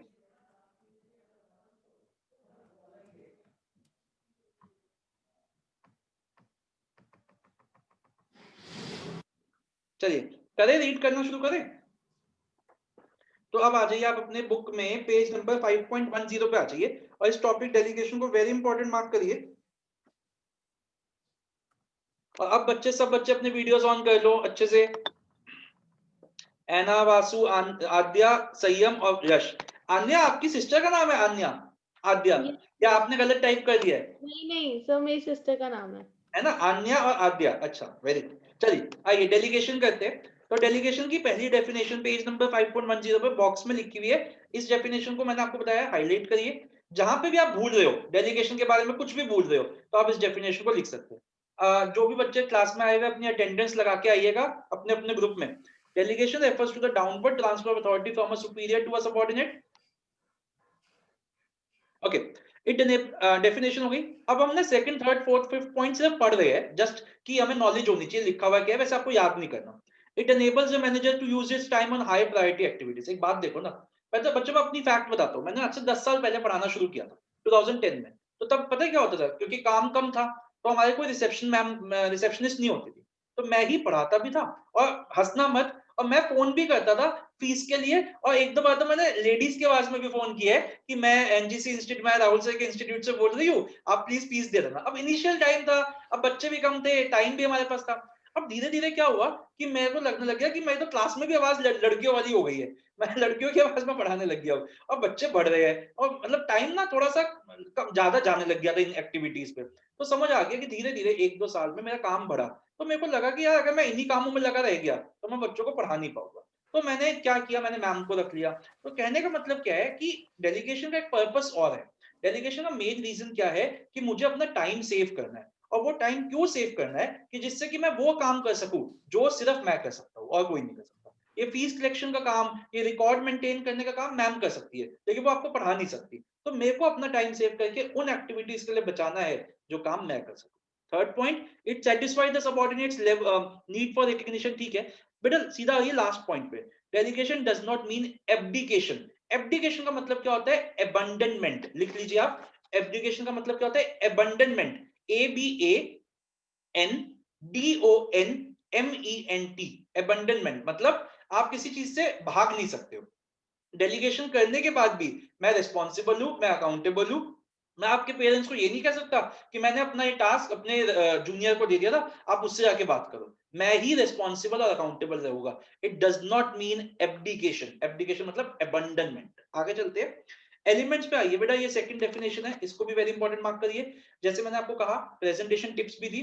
आज आप ना क्लास के बाद थोड़े से बच्चे रुक भी जाना 10 मिनट के लिए, 5 मिनट के लिए, मैं आज आपको कुछ और प्रेजेंटेशन टिप्स दूंगा। तो इसका मतलब क्या होता है? Louis Allen, according to Louis Allen, delegation is the entrustment, underline करिए, authority and responsibility to another, underline करिए, 3 words, entrustment, responsibility, authority, and creation of accountability, underline करिए, अकाउंटेबिलिटी। तो 4 वर्ड्स अंडरलाइन क्या किए हमने? अथॉरिटी, रिस्पॉन्सिबिलिटी, अकाउंटेबिलिटी और एक एंट्रस्टमेंट, 4 words for the performance. Okay, अब आ जाइए, सीधा शुरू करते हैं। जहां पे हमारे एलिमेंट्स है ना, वहां लिखिए very important for identification and case studies. ये आता ही आता है, मतलब ये शॉर्ट नोट्स में और केस स्टडीज में आ जाता है। आपके सामने एक बहुत बड़ा केस आ जाएगा, फिर बोला जाएगा by quoting the lines identify the different elements of delegation highlighted over here. तो आपको पता होना चाहिए किस कौन सी लाइन से क्या है। तो पहला अथॉरिटी है। बेटा आप देख रहे हो बुलेट्स बनी हुई है, तो आप क्या करना, जैसे मैंने किया था ना, आप भी कर लेना। आपको ना याद करने में बहुत आसानी होगी। जैसे पहली बुलेट है अथॉरिटी, तो उसकी डेफिनेशन, वो डेफिनेशन है तो उसके लेफ्ट में लिख लो डेफिनेशन। जिससे आपको ना पूरा रीड करने की जरूरत नहीं पड़ेगी। मैं आपको सच बताता हूँ बच्चे, जब हम सीए की पढ़ाई करते थे, जब मैं सीए कर रहा था, अगर आपको नहीं पता तो बता देता हूँ, I am qualified chartered accountant. तो जब मैं सीए की पढ़ाई करता था, तो इतने बड़े बड़े पैराग्राफ आप नहीं पढ़ सकते। हमेशा क्या करना चाहिए, आप और भी अपनी थ्योरी सब्जेक्ट्स में यूज कर सकते हो, उसका ना उस लाइन में लिखा हुआ क्या है उसको शॉर्ट में करके लेफ्ट में लिख लो। ये मैं आपको एक हिंट दे रहा हूँ, टिप दे रहा हूँ। अब आप जब रिवाइज करने बैठोगे, सारा थोड़ी ना पढ़ोगे बैठ के। जैसे मैंने सेकंड में लिख दिया कि ये नीडेड, व्हाई नीडेड, तो आपको पता है it is required to complete a task, responsibility. आपको पढ़ने की जरूरत ही नहीं पड़ेगी। आप सिर्फ वो पॉइंटर्स याद कर लोगे ना, कि डेफिनेशन है, उसका दूसरा पॉइंट नीडेड क्यों है, कहां से कहां फ्लो होती है, डेलीगेट हो सकती है कि नहीं हो सकती, डिसिप्लिन मेंटेन करने में मदद करती है, ऐसे याद किया। बेटा आप अभी तो 12th में हो, धीरे धीरे आप सीए करोगे, बीकॉम करोगे, एमकॉम करोगे, एमबीए करोगे, ये जो कंटेंट है ना, जो अभी इतनी सी बुक पढ़ रहे हो, वो इतनी होती रहेगी, इतनी होती रहेगी। और टाइम तो एक ही दिन का होता है पेपर से पहले याद करने का, तो कैसे करोगे? तो आप हमेशा क्या करा करो, कोशिश क्या करो कि बड़ी चीज को छोटे में ले आओ, और छोटे में लेके उसको 1 वर्ड या 1 लाइन में लिख लो, छोटी लाइन में लिख लो, उसको करो। तो जैसे आपने पहले के लेफ्ट में लिख लिया डेफिनेशन, तो इसमें हमने मार्क क्या किया, it is refers to the right of an individual to command his subordinates and to take decision within the scope of his position. ठीक है, डेफिनेशन हो गई। सेकंड, क्यों, व्हाई, आप उसके लेफ्ट में लिख सकते हो need, why needed, to discharge a given responsibility. तीसरा flow, it flows from top to bottom. ठीक है। फोर्थ, ये ओरिजिनेट कहां से होती है, तो लेफ्ट में लिख लीजिए originate, it originates by virtue of ones position. Virtue मतलब क्या होता है, कोई बताएगा? इंग्लिश का वर्ड है, कौन बताएगा वर्च्यू का मतलब क्या होता है? ड्यू, किसकी वजह से, किसकी वजह से, by due to one's position. तो वर्च्यू का मतलब होता है due to one's position in the organization. सबसे ज्यादा कहां होगी? टॉप ऑर्गेनाइजेशन, टॉप मैनेजमेंट में। और जैसे जैसे हम नीचे आते रहेंगे वैसे वैसे ये कम होती रहेगी। ठीक है। और अच्छा, फिफ्थ पॉइंट, डिसिप्लिन लिख लो, it helps to maintain discipline in the organisation. और सिक्स्थ पॉइंट को वेरी इंपॉर्टेंट मार्क करना, authority determines the superior subordinate relationship where the superior communicates his decision to the subordinate expecting compliance from him, and the subordinate executes the decision by the guidelines of the superior. तो मैं अपना, जैसा इस वक्त मेरे सामने 4, 8, 9, 10, 11, 12, 13 बच्चे आए हैं। अब मान लो मुझे कुछ काम करवाना है, तो मैं किसी को भी दे सकता हूँ। जैसे मान लो मैंने सहज को बोला, सहज आप ये काम करोगे, तो मैंने अपना सबऑर्डिनेट बना दिया सहज को, बट उसके पास ऑप्शन नहीं है मुझको मना करने का। लेकिन मेरे पास ऑप्शन है कि मैं सहज को भी बना सकता हूँ, मैं ऐना को भी बना सकता हूँ, मैं जागृत को भी बना सकता हूँ, मैं आन्या को भी बना सकता हूँ, मैं किसी को भी अपना सबऑर्डिनेट बना सकता हूँ। ये ऑप्शन मेरे पास है, तो it gives rise to superior subordinate relationship. मान लो मैं सहज को ना बना के मैं अक्षत को अपना सबऑर्डिनेट बना लेता हूँ, तो मेरी चॉइस है ना, मैंने उसको अपना सबऑर्डिनेट बना लिया। जस्ट कैसे? अपनी अथॉरिटी अक्षत को दे दी। कहने का मतलब क्या है? इट गिव्स राइज, वो जन्म देती है सुपीरियर सबऑर्डिनेट रिलेशनशिप को। इतनी बात समझ में आ गई बच्चों? सातों पॉइंट समझ में आ गए। अब आइए रिस्पॉन्सिबिलिटी में। पहला point definition, it is a obligation to perform a duty on time. बेटा इसका जो सेकंड पॉइंट है और अथॉरिटी का जो लास्ट पॉइंट था ना, एक एरो बना लो जिससे कि आपको पता चल जाएगा लिंक क्या है। जो अथॉरिटी का लास्ट पॉइंट था, that it determines the superior subordinate relationship, और रिस्पांसिबिलिटी का जो सेकंड पॉइंट है, it arises from a superior subordinate relationship. मतलब जैसे मैंने भी कहा कि अक्षत को अगर मैं काम देता हूं तो he is bound to perform that task, मतलब वो मेरा सबऑर्डिनेट बनेगा ही बनेगा क्योंकि उसको रिस्पांसिबिलिटी मिल गई है।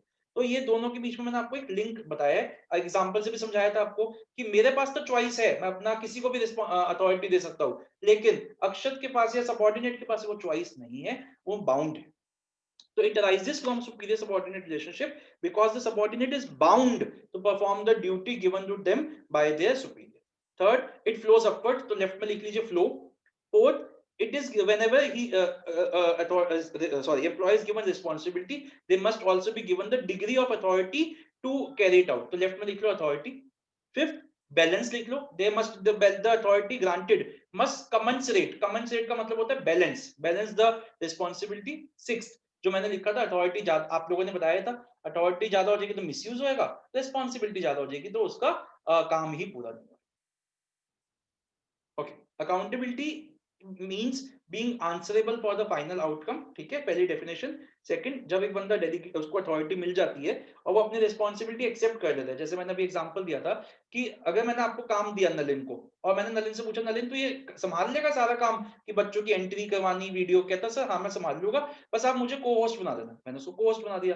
तो जब उससे पूछ लिया, मतलब उसने मान ली अपनी रिस्पॉन्सिबिलिटी, तो उसके बाद कल को मान लो वो एक बच्चे को एंट्री नहीं देता, तो ये नहीं कह सकता वो कि सर मैं नहीं दे पाया, मैं नहीं कर पाया, मेरे को ये, क्योंकि you are now accountable to me, आप मुझे अकाउंटेबल हो। लेकिन हाँ, तब भी अब आपके मन में क्वेश्चन आ रहा होगा सर अभी तो आपने बोला कि मैं अपनी अकाउंटेबिलिटी किसी को नहीं दे सकता।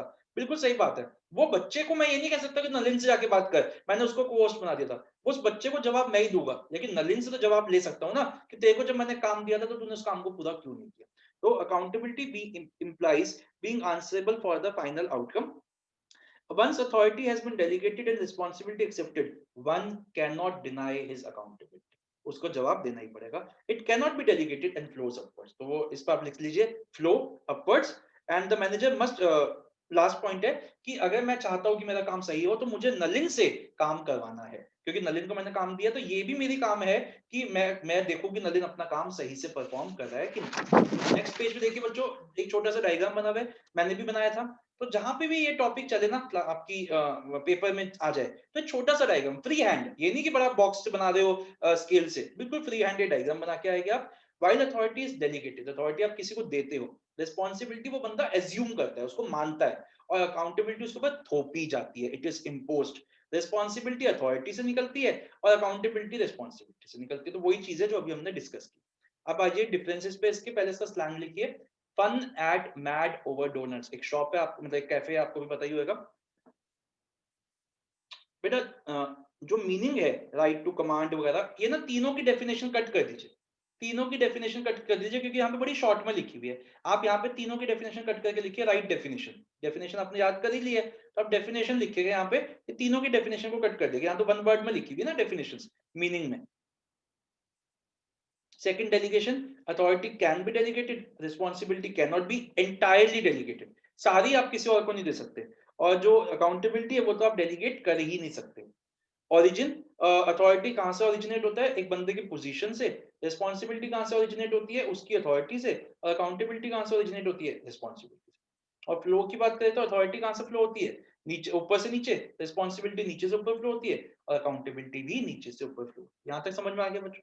कोई मुश्किल नहीं, कोई डाउट नहीं, कोई मन में शंका तो नहीं है? हाँ जी, जागृत के मन में एक डाउट आ रहा है, बोलिए जागृत।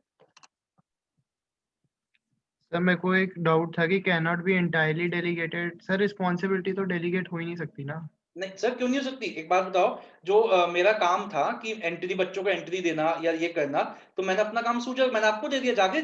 अब ना तू ये ध्यान रखियो, कुछ गलत थोड़ी ना, कोई मेरे को मना थोड़ी ना, कोई पेरेंट्स ये थोड़ी ना कह सकते कि सर आपने इसको क्या क्यों दे दिया। मैं क्लास वो में तो पढ़ा रहा हूँ, अथॉरिटी दी है ना। अथॉरिटी मैंने दी है, को होस्ट बनाया है, काम तो यही है ना, काम तो Okay. यही है ना, Yes, रिस्पॉन्सिबिलिटी sir. तो यही है कि आपको ये काम करके मेरे को बताना है, यही तो रिस्पॉन्सिबिलिटी है, ठीक है ना। लेकिन मैं आपको ये दोनों बोल सकता हूँ, जाकर ऐसा करियो, तूने ये टॉपिक मेरे साथ पहले कर रखा है, तू क्लास भी ले लियो, सारी नहीं दे सकता मैं। देख मेरी ऐसे समझ, मेरा काम है आपको पढ़ाना, आप बच्चों की एंट्री देना लेना, आपको टेस्ट देना, आपका टेस्ट कंडक्ट करना, ये सब मेरा काम है, ठीक है। अब इसमें से कुछ काम है जो मैं नीचे नहीं दे सकता, जैसे क्लास मैं ही लूंगा, जैसे मैं और भी काम, एक दो काम मैं ही, नोट्स मैं ही दूंगा आपको, यही सब। लेकिन हाँ, और काम, एक दो काम है जो मेरे को लगता है कोई भी कर सकता है। जैसे मैंने कहा कि एक टेस्ट कंडक्ट करना है, तो मैंने अपनी रिसेप्शनिस्ट मैम को बोला, मैम आपने भी देखा होगा टेस्ट के टाइम पे मैं नहीं आऊंगा, आप ले लेना, इसमें कुछ गलत थोड़ी ना, आप ले लेना, खत्म काम। लेकिन मैं उसको ये थोड़ी ना बोल सकता हूँ कि बच्चों आज मैं जरा घूमने जा रहा हूँ, तो आज मेरी जो रिसेप्शनिस्ट मैम है वो क्लास लेगी, नहीं, वो नहीं कर सकता ना। तो रिस्पॉन्सिबिलिटी आप अपनी किसी को दे सकते हो, लेकिन सारी नहीं दे सकते, एक हद तक दे सकते हो। समझ में आई बात? ठीक है, चलिए Yes, बच्चों। sir. हाँ, कोई और डाउट किसी के मन में? ओके, अब हम एक टॉपिक और करें आराम से, 10-15 मिनट और लूंगा, ज्यादा नहीं लूंगा आपके। इसके इंपॉर्टेंस ऑफ डेली। अच्छा एक बात बताना, कुछ बच्चे नए भी आए, जैसे सिया, एक बात बताओ, इंपॉर्टेंस के और क्या क्या नाम हो सकते हैं? इंपॉर्टेंस के क्वेश्चन के और क्या क्या नाम हो सकते हैं? क्वेश्चन सेम, आंसर सेम रहेगा, क्वेश्चन का वर्ड बदल जाएगा। कोई और? अन्य बोलो, आद्या बताओगे? एडवांटेजेस। Advantages, very good. और एना आप बताओ, जागृत आप बताओ। Need. Sir, significance. सिग्निफिकेंस, बिल्कुल सही बोला आपने। और भी हो सकते हैं, और भी बताओ। Merits. So need. मेरिट्स भी हो सकते हैं, वेरी गुड। Need. और नीड भी हो सकती है। तो बच्चों जिसने नहीं लिखा हुआ ये लिख लीजिए कि एक ही क्वेश्चन के ये 5-6 नाम आ सकते हैं, यूज भी हो सकता है। अगर अभी तक आपने नहीं लिखा तो आप लिख लीजिए। पहले हम सिर्फ और सिर्फ हेडिंग्स याद करेंगे, सोचेंगे ही नहीं अंदर क्या लिखा हुआ है, कुछ भी लिखा हुआ हमें मतलब नहीं, हम सिर्फ हेडिंग्स पे ध्यान देंगे। तो मैं आपके सामने पहले 6 हेडिंग्स लिख रहा हूं।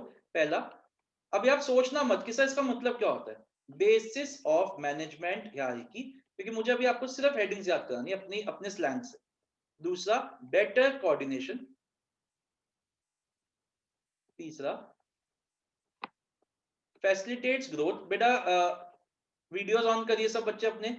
Fourth, effective management. Fifth, employees development. And sixth, motivation of employees.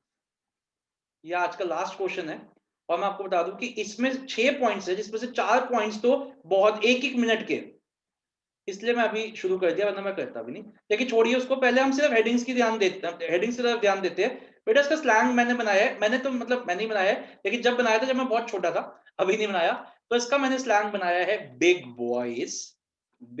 Boys flirt इन।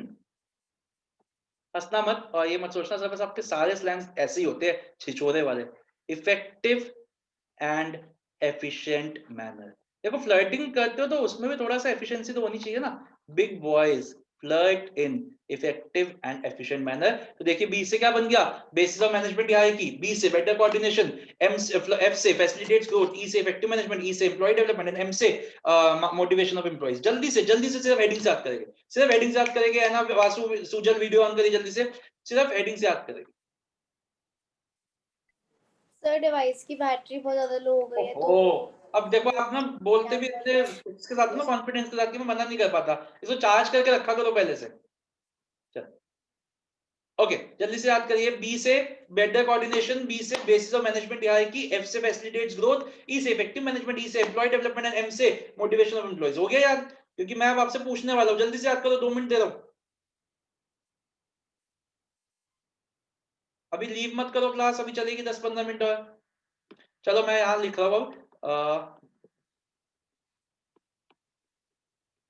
चलो अब मैं जो जो पूछूंगा आप वो बताओगे। जल्दी से बताइए, एफ से क्या है? Facilitates growth. Very good. M से motivation motivation of employees. B से बेटर कोऑर्डिनेशन। Better coordination. दूसरा, basis of Management Management hierarchy. hierarchy. से Effective management. इफेक्टिव, किसके घर में खाना बन रहा है भाई? Effective management. और दूसरे ई से क्या है? Employee development. समझ में आ गए? देखिए बच्चों, 4 तो बहुत ही इजी है, पहले उन 4 को करते हैं। नीचे से 4 ये पहले करते हैं। सबसे पहले बेटा मोटिवेशन, जैसे मैंने अपने एग्जांपल दिया, मैंने नलिन को बुलाया। मैंने नलिन हालांकि सबसे वेला है, मैं ऐसा नहीं है नलिन वेला नहीं है, लेकिन मेरे को लगता है वो क्लास में वेला है, तो मैंने उसको बुलाया और मैंने उसको कहा नहीं नलिन 13 बच्चे हैं क्लास में, लेकिन मुझको लगता है you are the most intelligent person, you are the only person who can take up my position in future, तो ये काम मैं आपको देता हूँ। तो जब वो ऐसे वर्ड्स को सुनेगा तो उसके अंदर जो खून है वो कितना गुना दौड़ेगा। लेकिन हमें पता है हम तो अपना काम निकलवा रहे हैं। तो इससे क्या होता है कि जब हम डेलीगेट करते हैं किसी को काम, तो जो एम्प्लॉय है ना वो उसके ऊपर एक साइकोलॉजिकल इंपैक्ट पड़ता है, और वो ना अब उसके अंदर एक मोटिवेशन आती है कि मैं अब सर ने मेरे को या बॉस ने मुझे किसी लायक समझा है, तो मैं उसके इस कॉन्फिडेंस को लूज ना होने दूं, तो मैं अपने आप को प्रूव करूं। और वो काम अपनी बेस्ट ऑफ द एबिलिटीज पे करता है। वो काम भी सीखता है जो शायद उसको नहीं आते थे, लेकिन सीखने पड़ेंगे, तो वो काम भी करता है। तो ये सिंपल पॉइंट था मोटिवेशन। छोड़ते आगे बढ़े। अच्छा, एम्प्लॉय डेवलपमेंट का भी सेम पॉइंट है कि जब मैंने आपको एक काम दिया, तो मान लो कुछ काम था, नलिन को वो काम नहीं आता था, तो उसने वो सीखा, उसको कुछ नई चीजें सीखने को मिली, उसका कोई अंदर एबिलिटीज, रिलेटेड एबिलिटीज थी, वो निकल के आई, तो वो बेटर डिसीजन मेकर बन पाया। तो जब हम किसी को अपने जूनियर को अपना काम देते हैं, तो उस काम के लिए वो कुछ स्किल्स भी सीखता है, वो बेटर डिसीजंस ले पाता है, वो बेटर जजमेंट ले पाता है। तो इन सब चीजों से जब हम अपना काम किसी जूनियर को देते हैं, तो उस जूनियर की भी क्या होती है? डेवलपमेंट होती है। अब तीसरा पॉइंट देखो बच्चों, एक मेरे पास है तो 24 घंटे ही। पहले मैं 24 घंटे में पढ़ाता भी था, फीस के लिए फोन भी करता था, रजिस्टर भी मेंटेन करता था, नोट्स भी बनाता था, सब कुछ करता था। लेकिन जैसे ही मैंने इसमें से 3 काम किसी और को दे दिए, जैसे रिसेप्शनिस्ट मैम को दे दिए, तो अब मेरे को उन 24 घंटों में 2 ही काम करने हैं। मेरे को एक तो पढ़ाना है और एक नोट्स बनाने हैं। एक बात बताइए, ऐसे ही मैनेजर, पहले मैनेजर 10 काम करता था, 10 चीजें करता था, उसमें से क्या हुआ कि 2 चीजें तो बहुत इंपॉर्टेंट है, 8 चीजें इतनी इंपॉर्टेंट नहीं है, लेकिन वो कोई भी काम अच्छे से नहीं कर पाता। लेकिन जब उसने क्या किया, अपने छोटे काम, जो छोटे काम है वो अपने सबऑर्डिनेट को दे दिए, तो उसके पास वो 2 काम जो बहुत इंपॉर्टेंट है उसके लिए टाइम बच गया, तो उसकी मैनेजमेंट क्या हो पाई? अच्छी हो पाई, क्योंकि now he is focusing on less number of task. समझ में आ गया बच्चों? फोर्थ काम, बेटा ग्रोथ कैसे होती है? जब मैंने अपने काम अपने जूनियर को दिया, तो बेसिकली वो काम सीख भी तो रहे हैं। जैसे मैंने आपको बताइए, मेरे एक एसोसिएट रजत है, जिसको मैं थोड़ा वो क्लासेस देता हूँ, एक्स्ट्रा क्लास वो लेता है, लेकिन कहीं ना कहीं वो काम सीख भी तो रहे। अब मान लो कल मैं एक्सपेंशन के बारे में सोचता हूँ कि मैं एक और ब्रांच खोलूंगा, तो क्या मैं ये कह सकता हूँ कि मैं वहां पे मेरे को वहां पे एक बंदे को भेजने के लिए मेरे पास क्या तैयार पड़ी हुई है? Ready workforce. मेरे पास एक रेडी वर्कफोर्स है जिसको मैं वहां पे ट्रांसफर कर सकता हूँ। तो कहीं ना कहीं जब हम डेलीगेट करते हैं तो हम ग्रो भी तो कर पाते हैं। बात बताओ, अगर मैं ही सारे काम करूंगा तो क्या मैं एक्सपैंड कर सकता हूँ? बिल्कुल भी नहीं। एक्सपेंशन आप तभी कर सकते हो जब आप अपना काम नीचे वाले लोगों को देना शुरू करो। यस और नो? समझ में आ गए 4 पॉइंट? इन चारों पॉइंट में तो कोई दिक्कत नहीं है। अब ये जो 2 पॉइंट है ना बच्चा, इसको समझते हैं। पहले बात करते हैं बेटर कोऑर्डिनेशन की। देखो, बेटर कोऑर्डिनेशन को ऐसे समझते हैं, तीन एलिमेंट्स होते हैं हमारे डेलीगेशन के। कौन से 3 एलिमेंट्स है? अभी तो मैंने आपको बताया। बताइए क्या क्या होते हैं 3 elements? Authority, Authority, responsibility, Authority, accountability. responsibility and अच्छा, इन accountability. सबका ना इंग्लिश में ही एक एक वर्ड और बताओ, पर्यायवाची, सिनोनिम। अथॉरिटी को क्या बोल सकते हैं? एक वर्ड। Power, बिल्कुल to सही, command. बिल्कुल सही। रिस्पॉन्सिबिलिटी को देखे Obligation. बिना, सिया देखे बिना बताइए।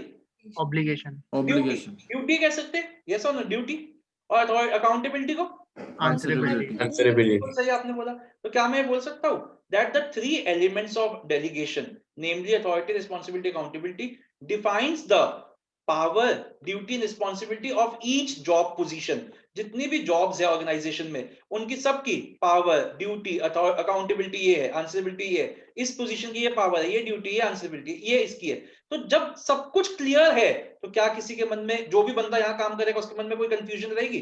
जो भी बंदा यहाँ काम करेगा उसके मन में कोई कंफ्यूजन रहेगी? नहीं। सबको पता है कि उसकी क्या पावर है, उसकी क्या ड्यूटी है, उसकी क्या अथॉरिटी है। तो it gives a clear picture of how the 3 elements of delegation, namely authority, responsibility, accountability, gives a clear picture of how the work is performed at different levels, and this helps to achieve a balance and coordination amongst the subordinates। समझ में आ गए बच्चों? तो आपको 6 terms याद करनी है, 3 ये और 3 ये, ठीक है।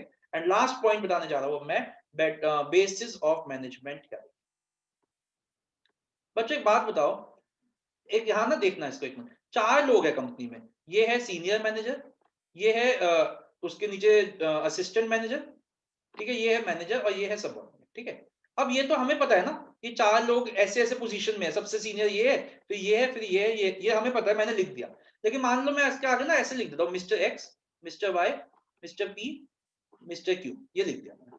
अब मान लो आप अननोन हो, आपको नहीं पता कि इनका डेजिग्नेशन क्या है, तो आप कैसे पता लगाओगे कि कौन मैनेजमेंट में सीनियर है, कौन सुपीरियर है? कैसे पता लगा सकते हैं? हम ये देख सकते हैं कि अथॉरिटी कहां से कहां फ्लो हो रही है। हमने ये देखा कि सबसे ज्यादा अथॉरिटी मिस्टर एक्स के पास है, उसने अपनी अथॉरिटी वाई को पास करी, वाई ने अपनी अथॉरिटी क्यू को पी को पास की, पी ने अपनी अथॉरिटी क्यू को पास की। तो इससे हमें पता चल गया कि सबसे सीनियर कौन है, मिस्टर एक्स, फिर नीचे कौन आता है, मिस्टर वाई, फिर नीचे कौन आता है, मिस्टर पी, और फिर नीचे कौन आता है, मिस्टर क्यू। तो क्या मैं ये बोल सकता हूँ, मैं एक लाइन लिख रहा हूँ यहाँ पे, देखना ये लाइन सही लिखी है मैंने या गलत है। It is the degree and flow of authority, degree and flow of authority that determines who has to report to whom।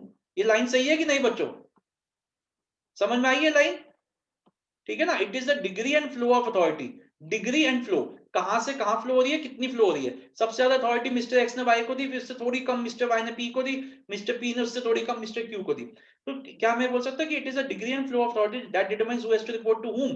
और अथॉरिटी क्या है, it is an element of delegation. तो बेसिकली क्या हुआ, इसका मतलब डेलीगेशन से हमें ये पता चलता है कि कौन सुपीरियर है, कौन सबऑर्डिनेट है, कौन किसका बाप है, कौन किसका बेटा है। तो क्या मैं कह सकता हूं कि delegation helps in establishing the management hierarchy. बच्चों ये पॉइंट समझ में आया, 6 पॉइंट समझ में आ गए? कोई डाउट तो नहीं है किसी के मन में?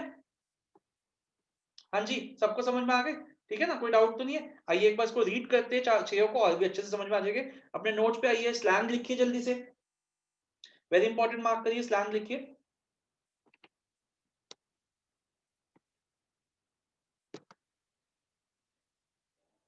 और आइए जल्दी से शुरू करते हैं। पहला, effective management by empowering the, जैसे बच्चों एक स्लैंग दिखा दो एक बार। हाँ एक मिनट, जैसे मैं आपको एक टिप दे रहा हूँ कि जब भी आप कोई 5 या 6 नंबर का क्वेश्चन करते हो, 5 या 6 नंबर का, जब भी, क्या बेटा वो दिखाओ जो लिखा था हमेशा ना, जैसे आई इंपॉर्टेंस ऑफ डेलीगेशन लिखने को आया 6 नंबर का डायरेक्ट क्वेश्चन, अगर आप इंपॉर्टेंस लिखोगे तो वो मतलब शुरू हो जाओगे, first employee motivation to employee development. तो ये ना गलत आप नहीं लिख रहे हो, लेकिन आप खुद देखो, क्या आप एक 12th क्लास के 18 साल के बच्चे के हिसाब से लिख रहे हो? नहीं, आप लिख रहे हो जो 6-7 के बच्चे होते हैं कि ये लिख दो, तो आप वो लिखना शुरू कर देते हो। आपको हमेशा क्या देनी है, आपको हमेशा थोड़ी सी इंट्रोडक्शन देनी है। और वो इंट्रोडक्शन क्या हो गई, जैसे मैंने अभी आपको बताया कि छोटी वाली डेफिनेशन लिख दी आपने, छोटी वाली डेफिनेशन लिख दी अपने डेलीगेशन की, फिर एक फ्लो चार्ट बनाया और फ्लो चार्ट के बाद आपने लिखना शुरू किया। तो आइए शुरू करते हैं इफेक्टिव मैनेजमेंट, थोड़ा जल्दी करेंगे क्योंकि अभी हमने सब पढ़ लिया है। By empowering the employees, the managers are able to function more efficiently as they get more time to concentrate on important matters। तो अपना हाईलाइट करते रहिए, जैसे आपने हाईलाइट किया efficiently, आपने हाईलाइट किया time to concentrate, employee development। As a result of delegation, employees get more opportunity to utilize their talent। आपने underline किया more opportunities, it allows them to develop those skills which will enable them to perform complex tasks। It will make them better leaders and decision makers। तो ज्यादा मुश्किल नहीं है बेटा। हमेशा एक चीज याद रखना, आपको रट्टा नहीं लगाना। आई रिपीट, आपको रट्टा नहीं लगाना, आपको सिर्फ पढ़ना है, 2-3 बार पढ़ना है और आपको याद हो जाएगा, ये मेरी गारंटी है। थोड़ा सा ट्रस्ट मुझ पे करो, हेडिंग्स तो याद करनी है, वो तो रट्टा लगाना है। उसके अलावा सिर्फ 3 बार अगर आप पढ़ लोगे और अगर आज भी पढ़ना शुरू करोगे, एक बार अभी पढ़ लो, एक बार प्री बोर्ड्स के टाइम पढ़ोगे, दूसरा प्री बोर्ड्स, एक बार फरवरी में फास्ट लास्ट रिवीजन के टाइम पढ़ोगे, एक बार मार्च में पढ़ोगे। 3 बार को आप ना चाहते हुए भी पढ़ लोगे। 3 बार अगर आप किसी चीज को पढ़ लोगे ना, उसके बाद आप जब चौथी बार खुद लिखोगे, आप 80 to 90% वही लिखोगे जो बुक में है, और इतना ही आपसे एक्सपेक्ट किया जाता है। तो इसलिए प्लीज ये मत डरो ना कि सर मुझे याद नहीं होता। याद आपको क्या, मुझको भी नहीं हुआ, मैं 10 साल से पढ़ा रहा हूँ, 10 साल 5 साल पहले, उससे पहले पढ़ा था, मुझे याद नहीं होता। आप और मैं कोई रजनीकांत थोड़ी ना, अन्ना रास्कला याद हो जाएगा हमें। तो हमें सिर्फ समझना है और अपनी लैंग्वेज में उसको लिखना है, ठीक है। थोड़ा सा ट्रस्ट मुझ पे करो। और मैं ना एक नई चीज शुरू करने जा रहा हूँ, आपको बताता हूँ। मैं ना एक सेगमेंट बना रहा हूँ जिसको मैंने एक नाम भी दिया है, लर्न विद राहुल गुप्ता। जैसे अब हमारा ये चैप्टर हो गया, या मान लो हमारा मार्केटिंग हो गया, आपको पता ही है मार्केटिंग में हमारी 8-9 क्लासेस लगी थी, ठीक है। और मार्केटिंग हमारा कई मतलब मान लो 10 घंटे चला था। अब मैं क्या करूंगा, मैं एक क्लास लूंगा जिसमें मैं पूरा मार्केटिंग 2 घंटे में रिवाइज करूंगा, सिर्फ हेडिंग्स करेंगे और कीवर्ड्स करेंगे। उससे क्या होगा कि आपको सारा रिवाइज हो जाएगा। तो मैं ये शुरू करने वाला हूँ चीज। तो आप ये देखो ना, आपके सामने पूरा का पूरा चैप्टर जो 10 क्लासेस में किया वो 2 क्लास में मतलब वो 1 क्लास में रिवाइज होने वाला है। ऐसी ऑर्गेनाइजिंग 5 क्लास में ऑर्गेनाइजिंग करेंगे, हम आधे घंटे में ऑर्गेनाइजिंग की सारी हेडिंग्स याद कर लेंगे। तो ये चीज भी मैं शुरू करने वाला हूँ। तो आप बिल्कुल चिंता मत करो, आप सिर्फ अच्छे से अपना ध्यान दो, पढ़ाई करो, आपको सब अच्छे से याद हो जाएगा, कोई दिक्कत नहीं। आइए, motivation. Delegation helps in developing the talents of the employees, underline किया हमने talents. It also has psychological benefit, underline किया. Responsibility for work builds the self esteem of an employee. जब आप उसको काम देते हो, जैसे मैंने अभी एग्जांपल दिया नलिन का, जब मैंने उसको काम दिया तो उसको तो ये लग रहा है ना कि मुझको सबसे ज्यादा वो ट्रस्टवर्दी समझा, तो उसको तो अच्छा लग रहा है। तो self esteem, and employees are motivated to work for higher performance. They do their job to the best of their abilities.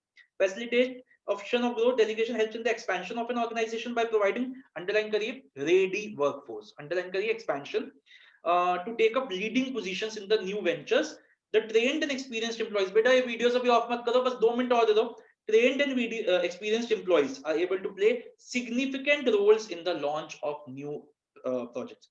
अब आइए बच्चों, जो 2 इंपॉर्टेंट है, delegation of authority establishes, underline करिए, superior subordinate relationship which acts as the basis of management hierarchy. इस line को very important mark करना, पूरा हाईलाइट करो. It is the degree and flow of authority that determines who has to report to whom. The extent of authority decides the power that each job position will enjoy. देखो बच्चों, मैंने जैसा आपको बताया कि जैसे मैंने इसमें बताया कि एग्जाम्पल से अगर आपको समझ आ रहा होगा कि सबसे ज्यादा पावर किसके पास थी, इसके पास, फिर उसने उससे थोड़ी कम इसको दी, फिर उसने थोड़ी कम इसको दी, तो बेसिकली हमें पता चल रहा है ना कि सबसे ज्यादा सीनियर कौन है, उसके नीचे कौन आता है. तो it is the extent of authority also determines the power that each job position enjoys. In better coordination में 6 terms को underline करना है. The elements of delegation, namely authority, responsibility, accountability, and defines the powers, duties, and answerability. तो 6 terms को underline करिए. It helps to avoid any kind of overlapping and duplication.